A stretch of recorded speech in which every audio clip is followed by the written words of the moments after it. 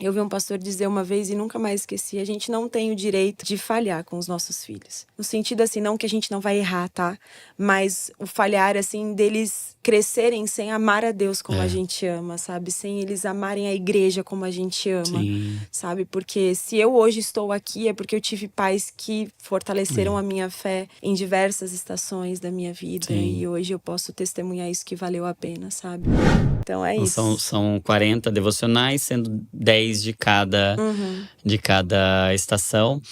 Pra gente ter uma ideia, assim, em termos de tempo para se fazer ali em família. Quanto tempo, mais ou menos, pra… E não necessariamente precisa ser feito tudo em um dia só, né? Não, é… Mas a ideia, assim, é para que em quanto tempo se faça um devocional desse com a família? Eu acredito que depende muito da faixa etária da criança. Então, Tá. por exemplo, com a Maitê, ela tem 9 meses de idade. Então, assim, é lógico que eu não consigo fazer ela do começo ao fim. Uhum. Mas eu leio a história pra ela dormir como se fosse qualquer outra história. Sim. Mas eu não faço o momento opa, por exemplo. Eu só Sim. faço a oração, mas oração pra dormir rapidinho e tudo certo. Mas se é uma criança um pouco mais velha, vamos dizer de 4 a 7 anos, né? Ou depois de uma outra faixa etária de 8 a 11 anos, aí é mais um processo da própria família. Eu acredito que em 15 minutos é possível fazer. Tá. Lógico, se fizer o agir, talvez seja um pouquinho mais… Uhum. Porque requer da família sentar juntos mesmo. Sim. E aí criar alguma coisa, né? Mas eu acho que é algo rápido, assim. Sim. Não acho que é uma coisa muito Muito bom. cansativa, não. Muito bom. E interessante isso, né? Porque ele pode ser… Não existe um método padrão que, ó, você tem que ter uma hora todo dia. Ele pode ser aplicável a Sem partir dúvida. do que você tem hoje nas Exato. mãos, né? Se Da você faixa tem etária 10 que você minutos, tem. você tem um bebê, você tem lá adolescentes, enfim. Eu acho que a gente carece tanto de ocasiões em que nos coloquem à mesa em família, ou ainda que não seja literalmente à mesa, mas em comunhão em família, É isso. todo mundo rodeado em torno do nome de Jesus. O que os antigos falavam lá do culto doméstico, que, puxa vida, para hoje às vezes parece uma loucura a gente pensar, mas quando a gente tem ferramentas e Deus é criativo e nos dá parte do seu caráter também de criatividade pra gente pegar, peraí, vamos fazer, porque as crianças carecem disso, Exato. os pais carecem disso, a família Exato. carece desses momentos. Eu vejo quanto eu aprendo quando eu sento com a minha família pra gente fazer o devocional junto, pra gente meditar em um texto bíblico juntos, o quanto Deus se revela, o quanto eu aprendo nessa minha estação, que é Exato. ensinar filhos, não é ter revelações profundas ali do evangelho. Eu costumo dizer que é algo ordinário. A palavra ordinário Sim, perdeu ela… muito o seu sentido exatamente, né? Falando, mas como é bom… É simples, né? É o simples, É. sabe? Às vezes a gente quer sentir, ou a gente quer que seja um culto no lar. Ei, vai devagar, né? Não é assim, é o básico, é o comum. Eu acho que mais do que fazer uma devocional, a gente precisa viver uma vida de devoção. Tem uma oração que os judeus fazem até hoje, que chama nada mais, nada menos, é a oração de Deuteronômio 5, né?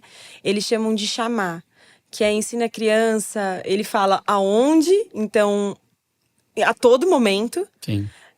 O lugar também a todo momento. Então, assim, o que isso quer nos ensinar? Que a gente tem que ensinar os nossos filhos não apenas a amarem um lugar específico, um tempo em família, mas é uma vida inteira de verdade, sabe? É uma vida inteira de renúncia. Sim. Também de, às vezes, falharmos como pais, como óbvio que vamos falhar e errar e falhamos, mas como os nossos filhos enxergam a nossa humildade diante de Deus e falar: filho, eu errei com você. Eu errei com Deus, eu deveria ter feito diferente. Sim. Sabe, às vezes a gente com a criança, a gente se coloca num patamar muito às vezes de superioridade, mas com calma também, sabe? Porque elas nos ensinam muitas coisas e uma delas é isso, né? De ter a humildade, de aprender muito rápido, de compreender muito rápido as coisas, né? e valorizar, assim, a importância que a gente tem na vida dos nossos filhos. Sim. Eu vi um pastor dizer uma vez e nunca mais esqueci, a gente não tem o direito de falhar com os nossos filhos. No sentido, assim, não que a gente não vai errar, tá? Mas o falhar, assim, deles crescerem sem amar a Deus como a gente ama, sabe? Sem eles amarem a igreja como a gente ama, sabe? Porque se eu hoje estou aqui é porque eu tive pais que fortaleceram a minha fé em diversas estações da minha vida. E hoje eu posso testemunhar isso, que valeu a pena, sabe? Ensine a criança no caminho, né? Provérbios vem dizer isso. E não é nem o caminho, né? É no caminho, né? As pessoas acham que é apontando, né? Se fosse o caminho, seria aquele ali. E não, é no caminho, é junto, sabe? É ensinando como comer, né? Então, evitar celulares na hora de comer, sabe? No sentido de olhar mais nos olhos uns dos outros. Porque às vezes a gente fica nessa, não dá o celular pra criança, tá bom, mas o pai vive no celular, fica o tempo todo no celular. Como que a criança vai entender isso, né? Eu posso, meu pai pode. Não, vamos tentar equilibrar as coisas, sabe? Pra que quando a gente tá junto como família, vamos então estar juntos como família, sabe?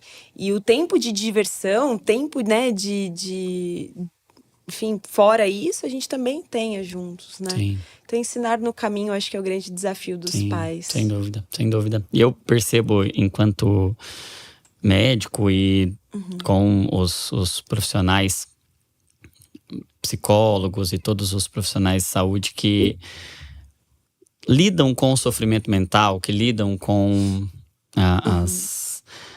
essas estações mais frias e escuras da vida, né? O quanto faz toda a diferença quando essa base, quando esse alicerce, quando essa estrutura foi bem feita pela família, como você estava testemunhando, né? Você com 13 anos, você estava lidando com praticamente a morte do meu pai, porque depois eu não tive mais o meu pai como era antes, né? Então eu tive que lidar com um novo modelo, uma nova forma, né? Eu costumo pensar que a infância é como se fosse a construção de um prédio. Os fundamentos ninguém vê. Então existem pais e mães que estão nos escutando aqui, que às vezes falam, mas o que eu tô fazendo, será que vai surgir algum tipo de efeito e tal? Será que vai dar certo? Vai. Pensa que é o fundamento, ninguém tá vendo. Mas ao longo que a criança vai crescendo, vai subindo cada andar. E onde que às vezes desmorona? Quando a gente não faz um bom fundamento. Né? É lógico, entra o evangelho aqui, né? Às vezes a gente desmorona, mas aí Deus vem e nos dá todo o suporte, e a gente reconstrói a nossa vida, né?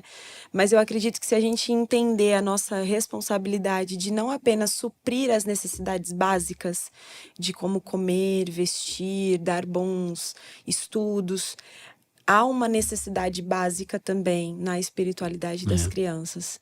E se a gente não for esse modelo, desculpa, a igreja não vai ser, porque a igreja, ela ajuda, mas ela não salva ninguém.